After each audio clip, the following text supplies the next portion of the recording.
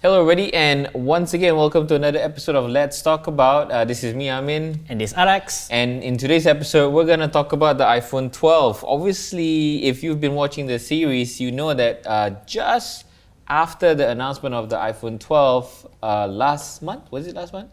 Yep. We released an episode talking about the iPhone 12. That episode was just talking about the iPhone 12 before we had it in hand, and now we have the full range of the iPhone 12 in our studio. So we have the iPhone 12 Pro Max, the iPhone 12, which is not here. Yeah, I think this Najib took it and Najib took away, ran away with the iPhone 12. Okay, so we have the iPhone 12, but Najib took it. Najib!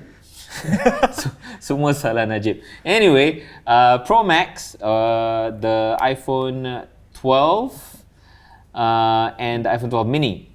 And so now that we have it in hand, a lot of things, we've discovered a lot of interesting things. And I think it warranted like a full-on episode to talk about the details and the specs and what we feel about the new range of iPhones available in Malaysia right now. So before we go into the details, let's talk about the full range. So we went through the full range.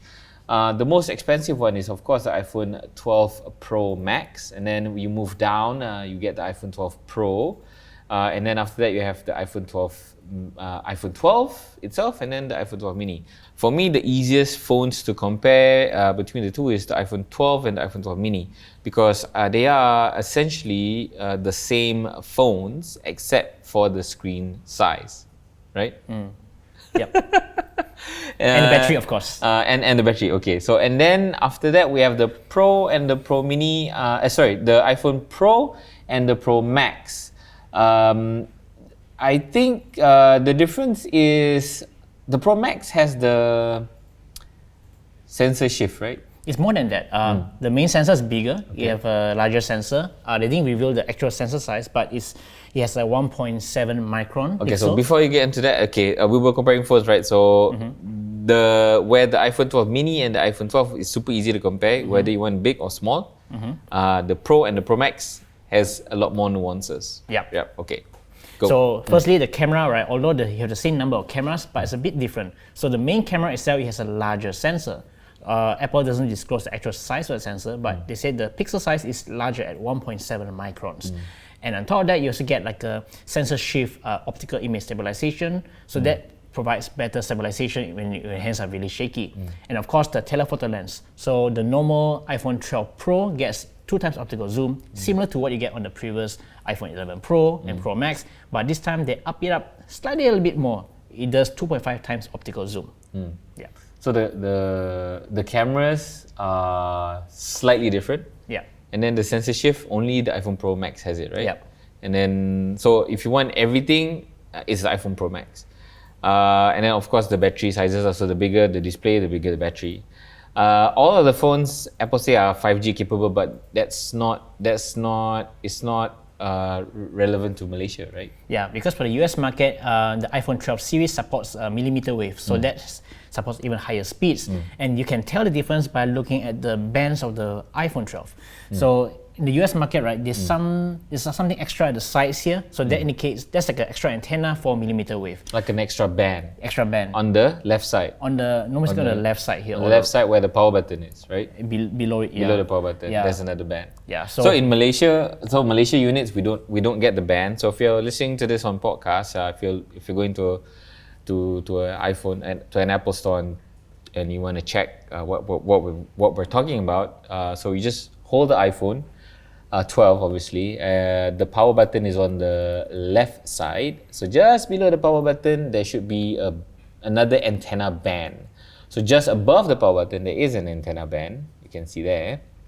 So just below that, there should be another one. But for Malaysia, it's not there. So that means Malaysia sets are not 5G units. No, they are 5G units, but sub-6. So that means... Okay, what does that mean? So in terms of 5G, right, there's different frequencies. So sub-6 is basically like 700 megahertz, 3.5 gigahertz, and millimeter wave is normally the higher bands, like 26 gigs or 28 gigs. That can deliver like 4 gigabits per second downloads, so it has a higher speed. But of course, in Malaysia, we still don't have 5G just yet. But even if we do, it's most likely that most telcos will be pushing the sub-6 network. Yeah. So you mean to say that when 5G is commercially available in Malaysia, iPhone 12 users can Get 5G. It's compatible lah. It's compatible. Oh, it's just that it's a sub-6 or what? Sub-6 gigahertz. So you can't support millimeter wave, but you still get 5G from the lower frequencies. What does that mean? So millimeter wave, people are calling it like the true 5G. So that's the one that gives you the low latency and the higher bandwidth. Can go like 4 gigabits per second. Okay. But the problem with millimeter wave is that the network must be super good because each base station, right, you have a very limited coverage. So that's great for like stadiums or shopping centers. But for the sub-6 gigahertz, right, those can be deployed faster and has a wider coverage. So like imagine 700 megahertz. So that's a very lower band. So one base station you can cover like a wider area, maybe 5 kilometer radius. So that's better for coverage. Okay. But the drawback is that the lower the frequency is that you have lower bandwidth. So based on like a 5G test we've done in like Langkawi and in Times Square, right? The sub-6 gigahertz networks, the theoretical speed is about 1 gigabits per second. Still fast, but not as great as millimeter wave. Okay, so long story short, you still get 5G. It's 5G capable, you get 5G. Once 5G network is available in Malaysia, you can jump on it. Yeah, but for me, not to worry because looks like 5G is going to be delayed for another 1-2 years. Yeah, thanks to the political climate. Thank you, politicians. You guys are super useful. All right, so we've talked about the differences. Okay, so another one is only the Pro and the Pro Max has a Lidar sensor. Obviously, the Lidar sensor is something super new for a phone. It's already available on iPads and stuff like that, but people don't use the iPad as a camera as much as people would use an iPhone as a camera. So how good this LiDAR, what else this LiDAR sensor can do is still up in the air. But already we are seeing that the examples of separating especially for when you're taking portrait shots, so the separations between the background and the foreground and the subject is good, not super good. We've just only gotten the phones. We're still testing it out, and we'll put out a camera comparison soon on storageinitial.com. But I'm not seeing a significant difference having a LiDAR sensor and using whatever else technology that's available right now to separate the background and foreground in pictures. Well, there's a difference in the right situation because, to recap LiDAR, right, apart from being useful in AR applications, which is not massively adopted right now. The advantage of LiDAR is that it can actually capture depth better in low light situations. Like for example, right now, most of the phones right now, you get AR capabilities, you can get like the bokeh effect in normal daylight shots.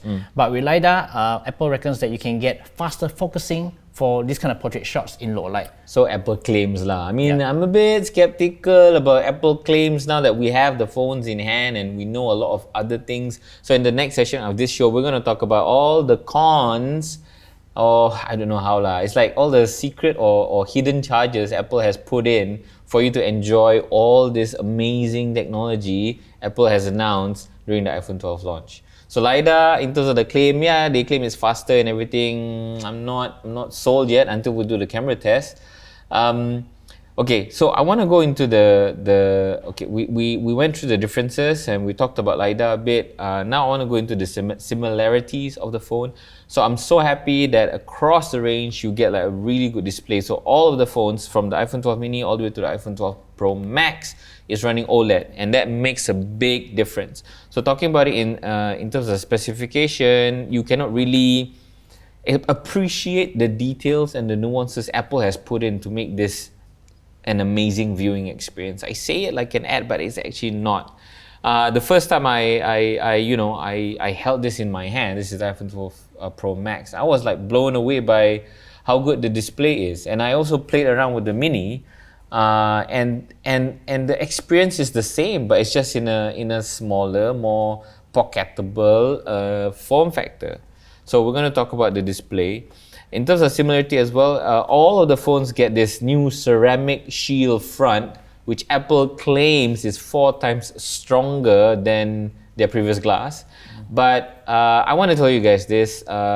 From my experience of using Apple phones and also Android phones, particularly Samsung phones, I find that the glass on the Samsung devices are more sturdy than the Apple devices. Because I have both devices and I put them in the same. I treat them the same way.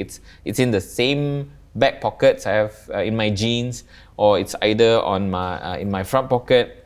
And what I notice is that the iPhone, I'm using the iPhone 11 Pro Max now, and previously I can't remember what iPhone I used, but they're more prone to scratches than my Samsung. I don't know. Do you find that? Do you agree with that, or you feel that it's not the same? I feel it's about the same, but what I do notice on the iPhones that I feel that the oleophobic layer on the iPhone is much better. It feels smoother in the long run compared to Samsung. For me, Samsung, like after a year, right, you can feel like it's very sticky already. Yeah. That's my experience. It kind of wears off, but that's my experience. What do you guys feel if you're an iPhone user and also an Android user or a Samsung user? Do you find that the glass on iPhones is kind of somewhat softer than what Samsung is offering or what other competitors are offering? And then also the similarities, all of the range, they get water resistance up to 6 meters, IP60 what? It's still IP68, but it's much deeper than the usual 2 meters. So it's an enhanced IP68. You get 6 meters of this phone can survive being submerged in depths up to 6 meters up to 30 minutes. For 30 minutes, yeah. Another similarity across the range is all of them are Magsafe compatible, right? So all of them have this magnet at the back. Hey, can I stick both phones together? Stick both phones? I don't think I think the polarization of the magnet is different. Yeah, you can't do that. Okay, so it doesn't work. So it's compatible with all the Magsafe accessories, if you want to know.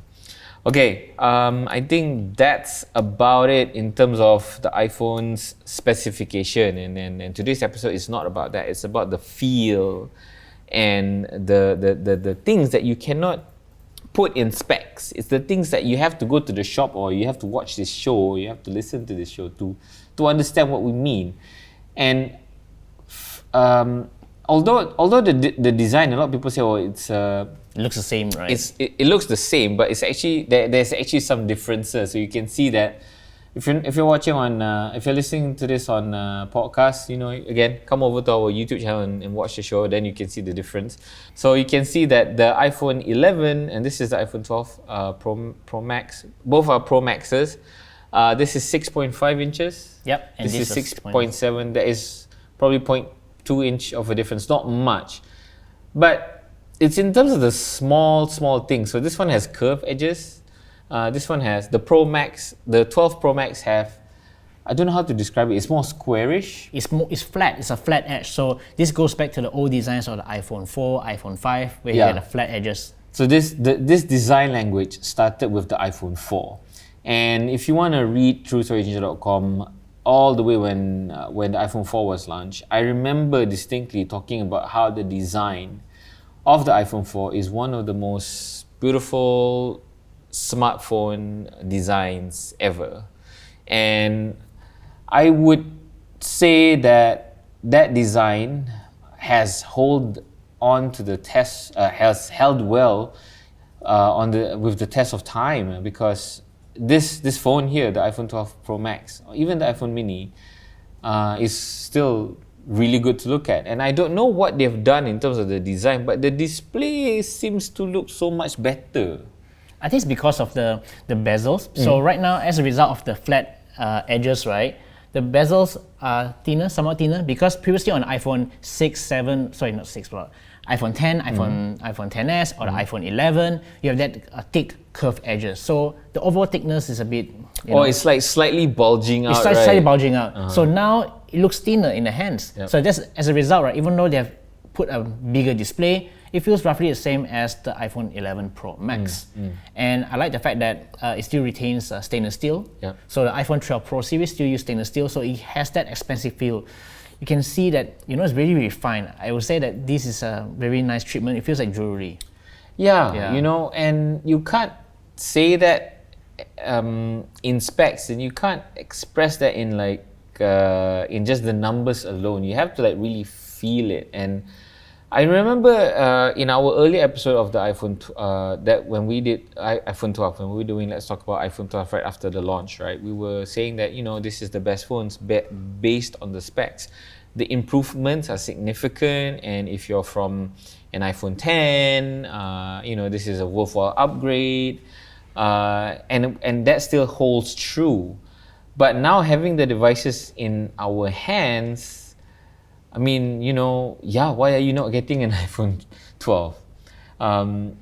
It's substantial, the feel. Yeah, and I like the fact that for after a long time, right, you can finally stand the iPhone 12 on its own by itself because of flat edges. I think the only Android phone that can do this right now is probably the Vivo X50 because it has the flat edges. Yeah. I mean, I like this. And we you know, we made fun of for the iPhone 12 mini, we made fun of the camera array here, right? It's like, what is Apple doing? This is like wrong and everything. And after a year of this camera design, right? These two or three big lenses at the back of the phone arranged in a triangle, I think they look good and they look iconic. And Rory is laughing. I don't know why, but okay, why are you laughing, Rory? Iconic, yes. Yeah, what, the fact. Okay, what? It's different, right? Yeah, it's different. Just like everyone else will try to copy it. Yeah, that's why it's iconic. I mean, Looks like induction cooker. the thing is, right? I don't know. You. In this slide, you look at the design. Okay lah, people don't care actually whether the camera looks nice or not, right? Or they don't care, but subconsciously it makes a difference. But what I want to say is, holding the devices in my hand, it's really something special. Especially this one, especially the iPhone 12 mini. So in our earlier show about the iPhone 12. We talk about how like Apple has like really very well defined the segments and the target audience for the iPhone 12 range, and this is a niche by itself. And this iPhone 12 mini, I don't think any other phone has the same level of performance in terms of processor, display, speaker, and camera in this form factor below 6-inch. And Apple's calling this the world's smallest, thinnest, lightest 5G phone. And I would say it's true. Yeah. And I like it. Holding this back to back, right? You go like, hey, I miss this. It reminds you of the iPhone 4, iPhone 5. Yeah, and I really do miss this. And you know, Rory, I think I might have to take this off you. Wait until the battery life results. So that's another big con for it. Yeah, okay lah. The battery might be an issue, but let's put it in perspective. I like this phone because this is the first time, you know, we have a proper compact flagship phone from Apple. So on my right here is the iPhone 12 mini, 5.4 inch, and over here is the iPhone SE 2020, 4.7 inch. And look at that. You can hide it right behind. It's smaller than the iPhone SE with a 4.7 inch screen. That's pretty good. I like this. I like this form factor. It really makes me, you know, reminds me back of the days where I had my iPhone 5. And it's super light.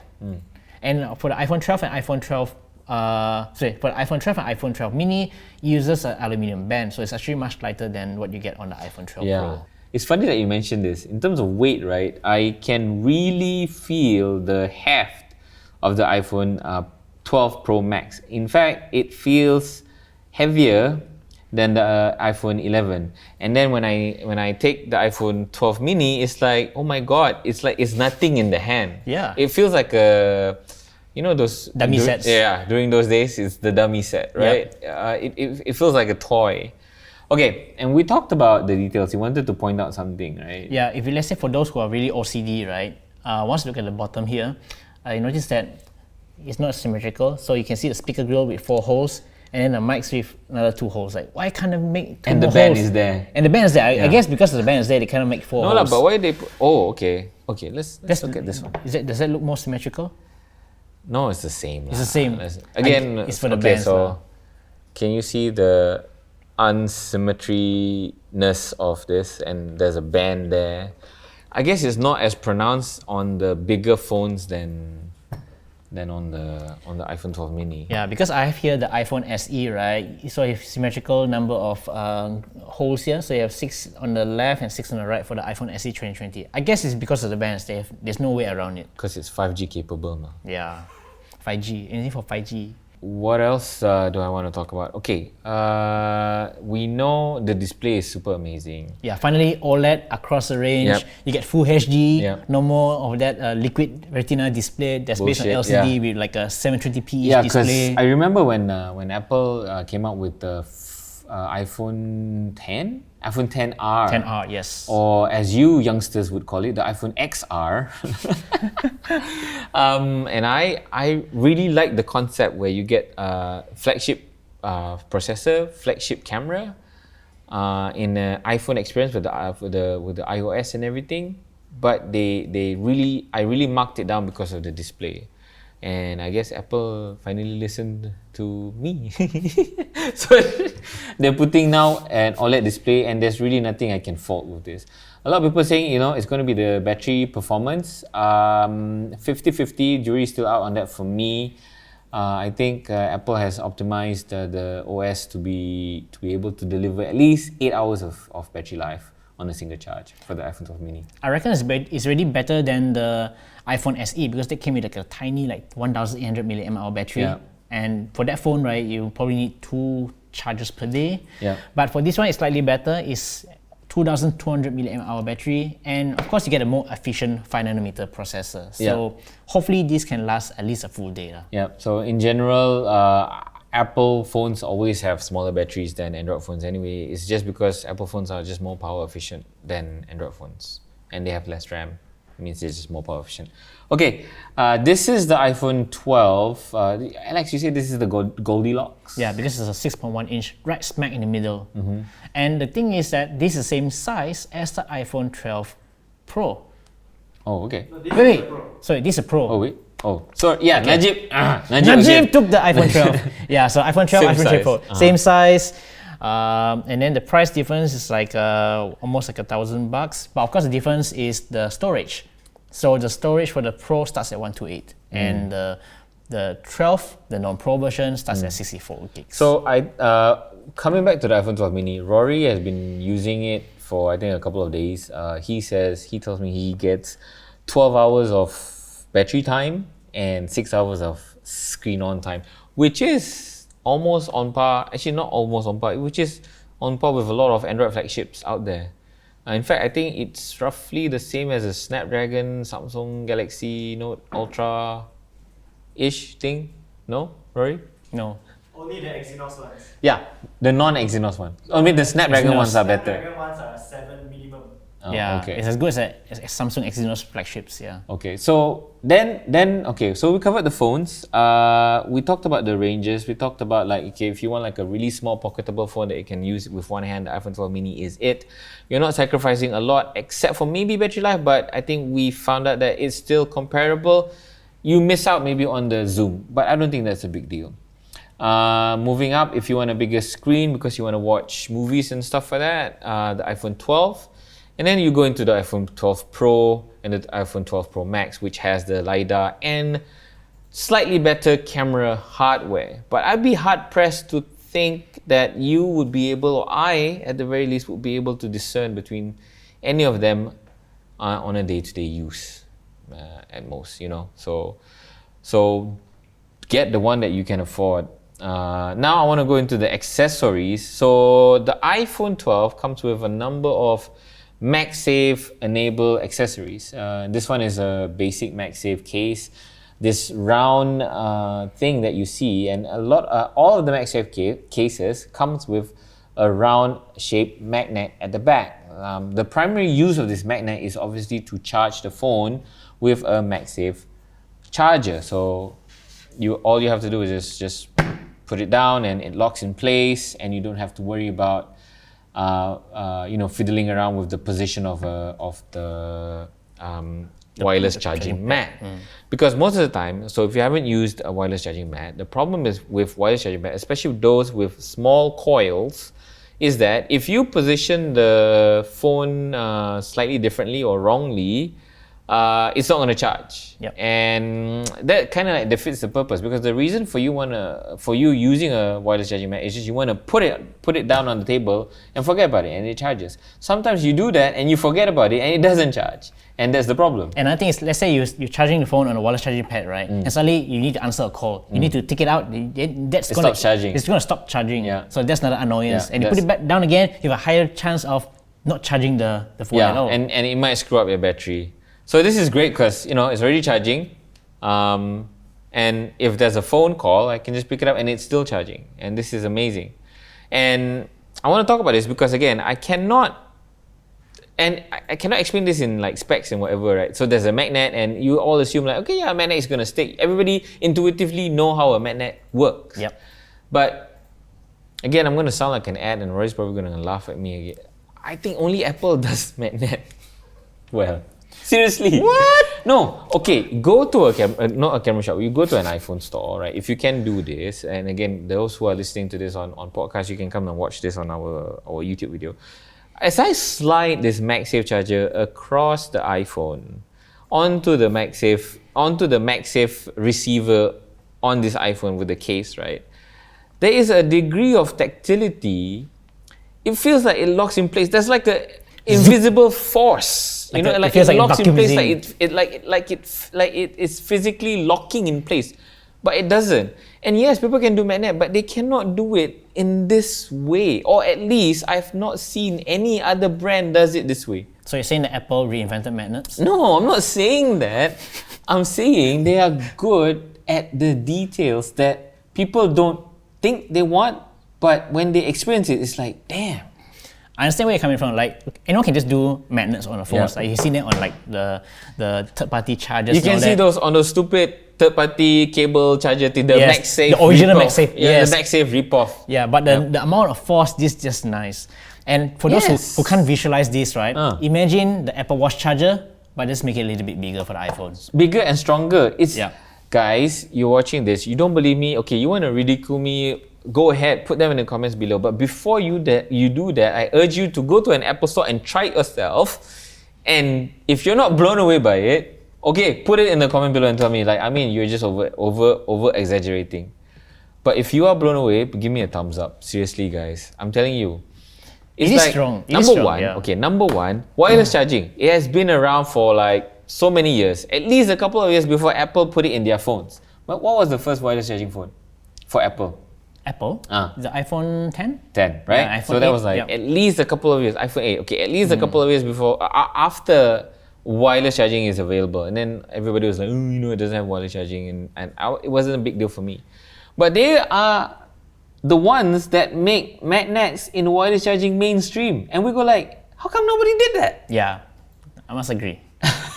Because it solves the So two simple. problems. Yeah, it solves the two problems. It's so simple. Yeah. And then this magnet thing, right? You know what's so amazing? They have like a wallet. Okay, I haven't tried the wallet. I've read the review. Some comments, people saying the wallet is not so great and whatever. If you have like a skinny jean, it doesn't go inside your front pocket that well. Okay lah, whatever lah. But the thing is, they did it, and they can probably refine it in the next one. So this Magsafe. If you are into wireless charging, yes, this is the one you should get. Should you get the original accessories? And this is where I'm gonna come in and screw Apple right in the USB port. You mean lightning port? Lightning port. Yes. Okay. The Magsafe charger. How much does the standard one cost? Standard is only one. Oh, this one is 179. 179. Slightly more expensive than the Apple Watch charger. It doesn't come with Power adapter. It doesn't come with power adapter. Okay, fine. A lot of Third-party. wireless third-party chargers wireless chargers don't come with apa ni? Adapter. A power adapter, Okay. yes. The problem is, and I think it's the same thing for this. Does this charge 15 watts? Yes, it charges 15 watts, but only for all the models except the iPhone 12 mini. Because the iPhone 12 mini doesn't do 15 watts. It does 12 watts. I think mainly because iPhone 12 battery mini is small. is battery small, and not just that, I think of the size, because of the size, the coils are smaller. So I guess they need to compensate for that. Okay. If you've been listening to the show, I'm kind of like contradicting myself because specs don't matter or whatever, and I'm like nitpicking between 3 watts, 15 watts and 12 watts. The problem with this one is then there's another Magsafe accessory, the Magsafe Duo. Duo, yes. So that one is it's like a travel wireless charging pad. You you can fold. And you have one side with the Magsafe and the other side with the Apple Watch charger. And if you're wondering, this doesn't charge the Apple Watch. Let's try. No. It doesn't. I mean, they could just make this as an Apple Watch charger, right? They could just make a 2-in-1, but they didn't. They didn't. Okay, so that's the problem. Why didn't? I think you can charge your AirPods with this. Yeah, you can. It works as a normal wireless charging pad. It can charge Qi wireless compatible devices. I have the 11 Pro Max here, which doesn't have a Magsafe charger, but it can support Qi wireless charging, and it doesn't stick. It doesn't stick. Is it on? Because it's plugged to our power bank. Okay. So switch it on. Okay, it's turned on now. Yep, it's charging. It's charging. Yep. But if you do it via the standard Qi wireless charging, it's limited at 7.5 watts. What? Yes, half. So the charging can speed. this? But can the iPhone 11 Pro Max. Max accept 15 watts? No, that's the right. maximum. But even though you have like a newer device that can support 15 watts, 20 watts whatsoever, this charger itself maxes out at 7.5 watts. Okay, so if you have a phone, a Samsung phone for example, that can support 15 watts, or any Android phone that can support 15 watts, wireless charging, the MagSafe, Apple will not push 15 watts to your phone because screw you bought a Samsung phone. But how about me, iPhone Pro Max? Screw you because you didn't upgrade. All right. You also can charge. You also use this to charge your AirPods. All right, okay. But my I guess our point is there is no reason for Apple to throttle these things. Why are you being so stingy?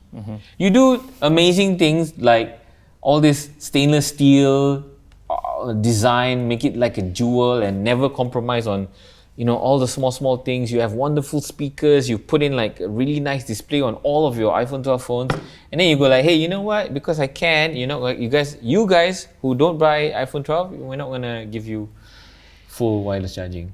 I'm nitpicking, of course, not everybody do wireless charging, okay? So yeah, but it annoys me because it's like, why can't they do it? They can, but they didn't.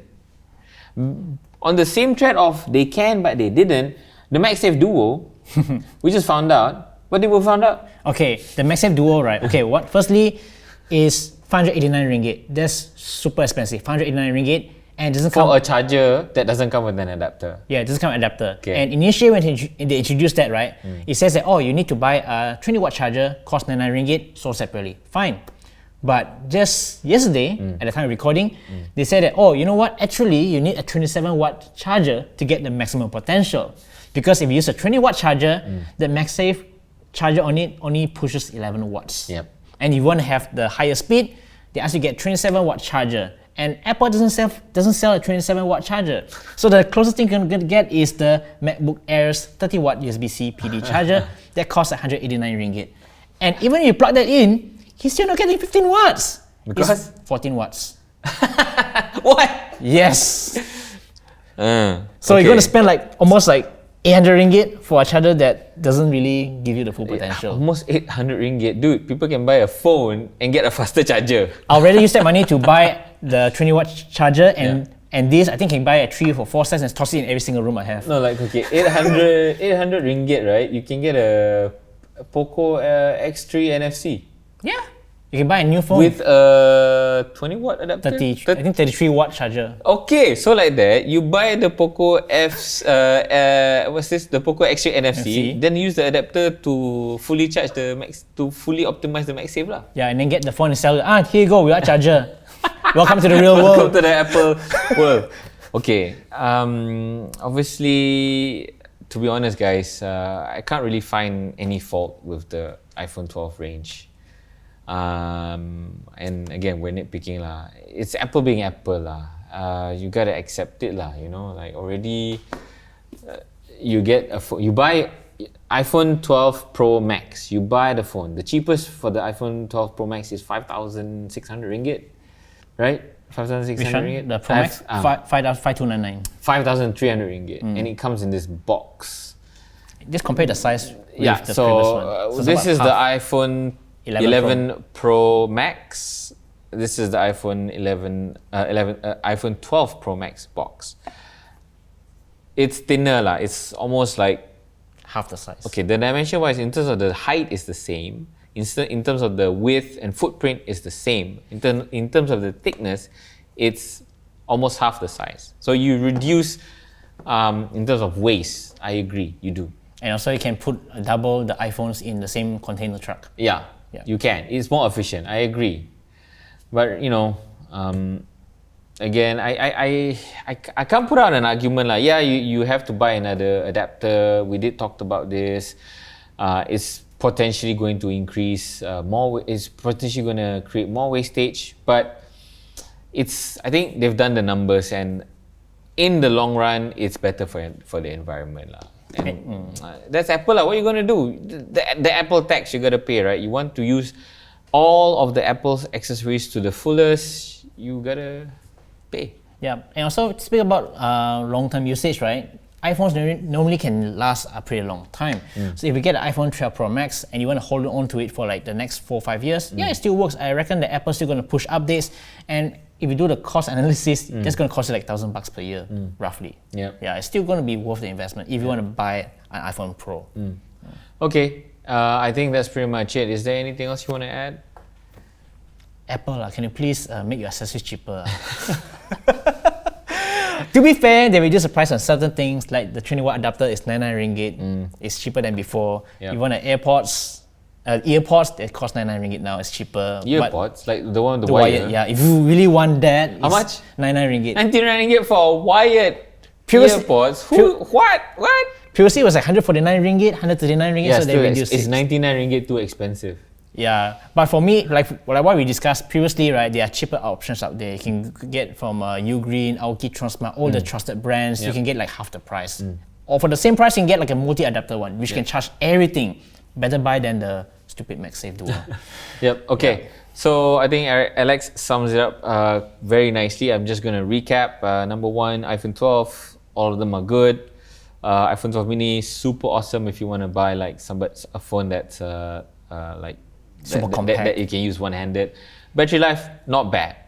iPhone 12 Pro Max is the way to go if you want to flaunt your wealth. It has all the flagship features that you are not going to use, except for the display lah and the speakers. Okay, accessories. Magsafe wireless charging, not anything groundbreaking. Again, I'm still not a strong proponent of wireless charging, but if you must have wireless charging, I agree with Alex. Wait for the third-party chargers to come out. They're going to be much cheaper and definitely much better than what Apple has in their stores.